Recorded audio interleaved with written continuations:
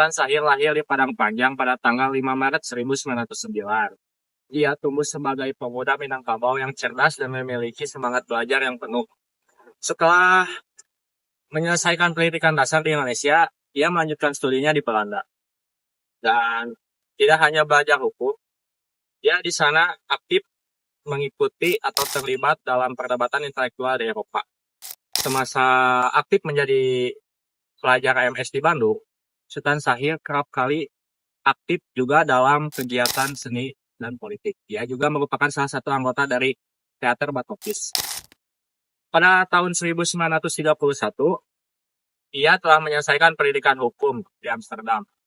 Lalu, dia memulai karir pertamanya di bidang politik dan terpilih menjadi Ketua Umum Partai Pendidikan Nasional, Partai Pendidikan Nasional Indonesia Baru atau PNI Baru pada tahun 1932. Di Belanda, Sultan Syahrir banyak dipengaruhi oleh gagasan sosialisme, demokrat, dan humanisme yang menekankan keadilan sosial, kebebasan, dan bermartabat manusia.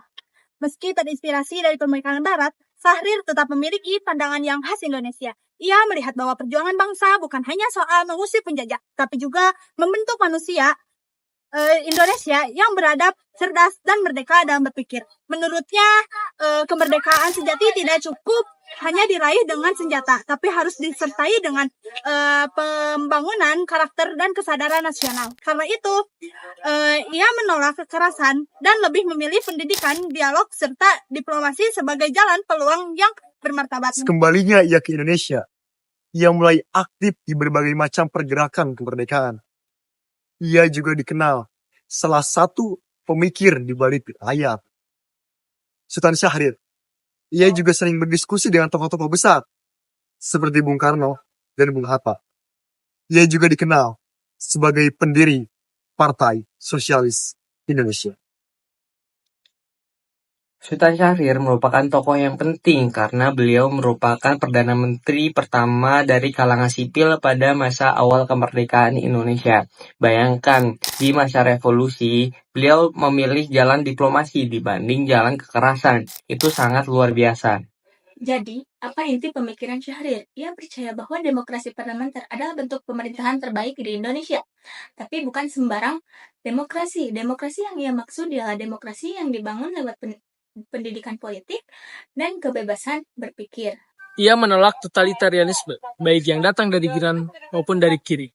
Bagi Syahrir, rakyat harus paham dan tentunya dengan pemahaman politik, karena jika itu hanya tidak dipahami oleh rakyat, demokrasi itu hanya sebagai formalitas belaka. Kenapa Syahrir berpikir demikian? Karena menurut dia, perjuangan tidak selalu berbentuk perjuangan fisik. Namun, kemerdekaan juga bisa digapai melalui perjuangan berpikir. Karena jika tidak, masyarakat akan mudah dimanipulasi oleh elit politik yang tidak bertanggung jawab.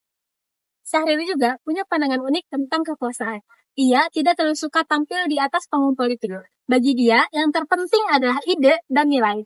Politik tanpa nilai adalah kekuasaan yang kosong. Ia menekankan bahwa politik sejati adalah pendidik politik.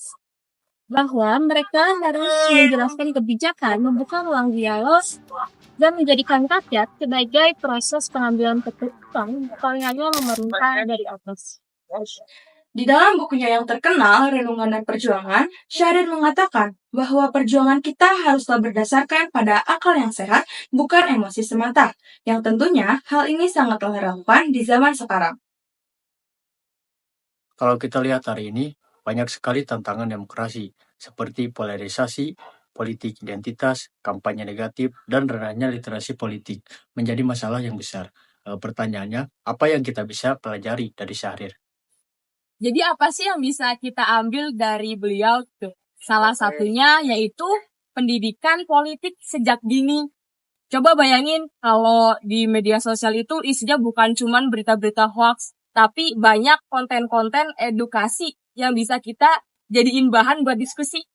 Atau lihat kampanye hari ini. Mungkin beliau akan merasa kecewa karena maraknya diskusi substansi atau transaksional.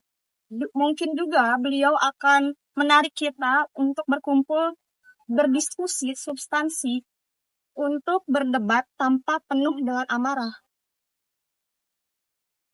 Nah, dalam konteks pemilu, pemilih seringkali memilih hanya berdasarkan citra atau uang. Nah, Syahrir akan mengingatkan kita bahwa politik adalah soal tanggung jawab dan masa depan bangsa, bukan sekedar menang. Kita juga bisa belajar dari gaya komunikasi Sultan Syahrir. Ia tidak berapi-api membakar semangat, justru menyentuh nalar dan hati. Ia membuat orang berpikir, bukan hanya merasa. Jadi teman-teman, Sultan Syahrir merupakan tokoh sejarah yang patut kita pelajari. Bukan hanya sebagai tokoh sejarah, tetapi beliau juga merupakan sosok pemikir yang pemikirannya masih relevan hingga saat ini. Melalui demokrasi yang rasional, sosialisme yang beretika, dan politik yang penuh tanggung jawab, kita bisa membangun Indonesia yang lebih baik seperti yang diimpikan Syahrir. Dan terima kasih. Terima kasih. Thank you. Terima kasih. Terima kasih. Telah menonton dan menyaksikan video kami. Semoga materi yang disampaikan bisa menjadi bahan refleksi untuk kita untuk meningkatkan daya kritis dan juga dialog publik yang lebih lengkap. Maka dari itu, salam demokrasi, hidup mahasiswa.